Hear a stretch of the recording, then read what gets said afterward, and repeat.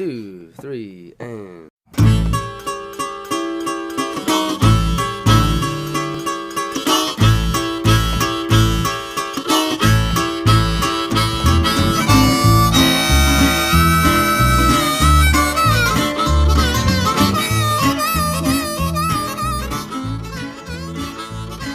The first thing that comes to mind is the immense hospitality that's been bestowed upon us by the people of Windmills Craft Works and really people all over India. You know, the hotel that I'm staying at. And, it just seems like people are very eager to express their kindness towards guests that come to their country for the first time. And just like you guys are trying to document our experience here, being that it is our first time, you're trying to relish the moment, and you're doing a good job.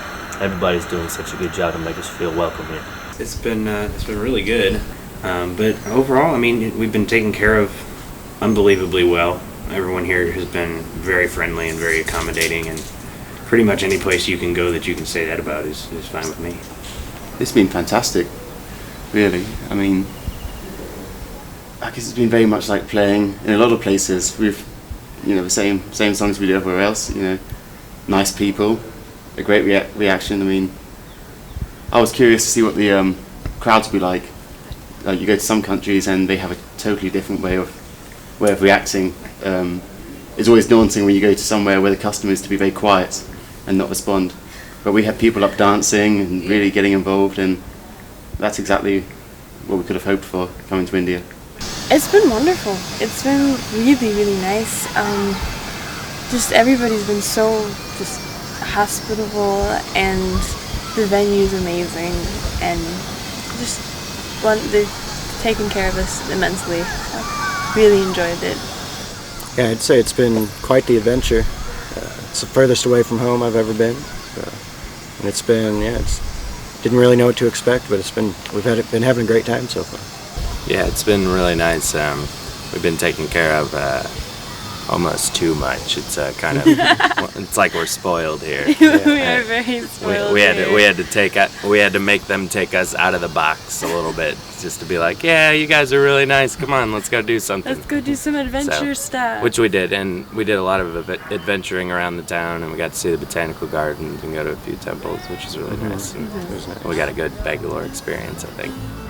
It's goodbye, baby. Honey, your time has come.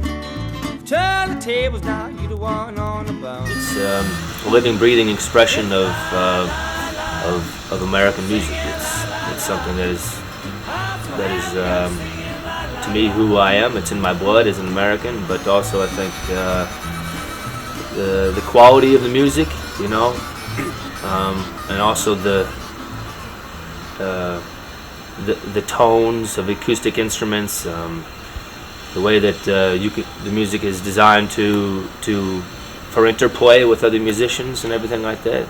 It's a very social music. It's an interactive music with not only the band members on stage, but the crowd as well.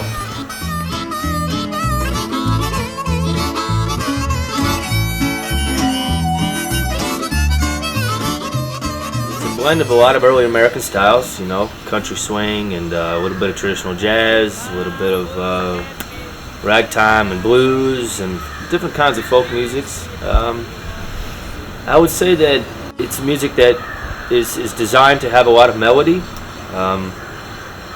hooks that can hopefully be captured by the listener, and again to be sung and to be remembered, but hopefully leave a positive impact on people as well, and not only to have a good time in the moment, but maybe give them something to think about for the future. And I'd never get caught, 'cause I'd never bite the hook and line.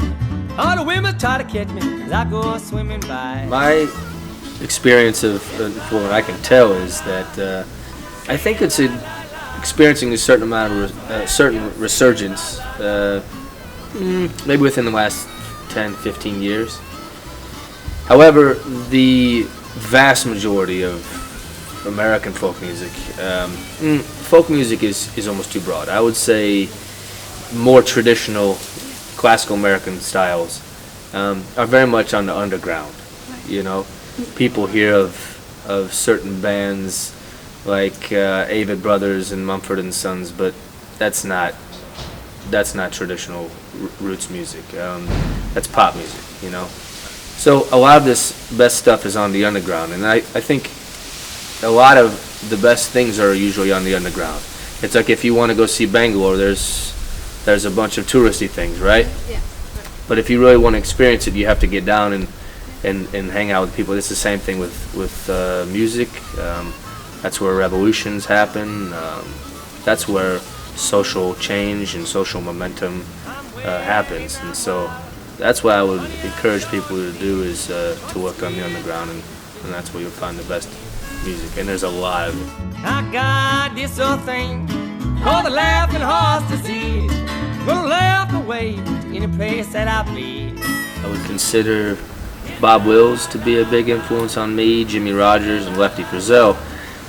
There's a lot of modern people that I enjoy as well too, and the list is quite extensive. But as far as literature, I think that's a big influence on me as well. I would say John Steinbeck's probably my favorite author, John Steinbeck and Mark Twain. But I also believe that since music is an expression of yourself, that everything you are as a person comes out in your music, whether you realize it or not, or whether other people realize that or not. So there's so many other things that are non-musical that would become an influence as well.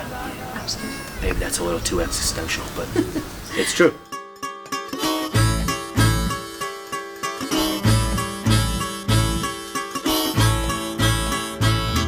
I would hope that my music would maybe expose people to thinking about music differently, and how they receive it, the possibilities of it, how you can live and breathe with the past, the present, in the future.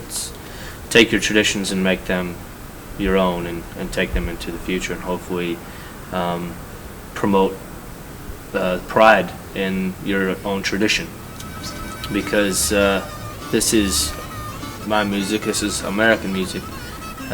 There's such great music from all over the world.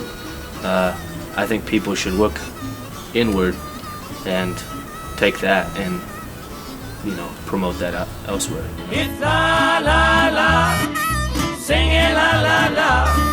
I'm so happy, got me singing la la la. It used to be exclusively touring and just hate going into the studio. However, that's changed in the last couple of years for me. I would say that it's even, you know. I mean, there's those times that you're in the studio and it's just perfect, and you're just feeling that thing that you can't explain, that moment.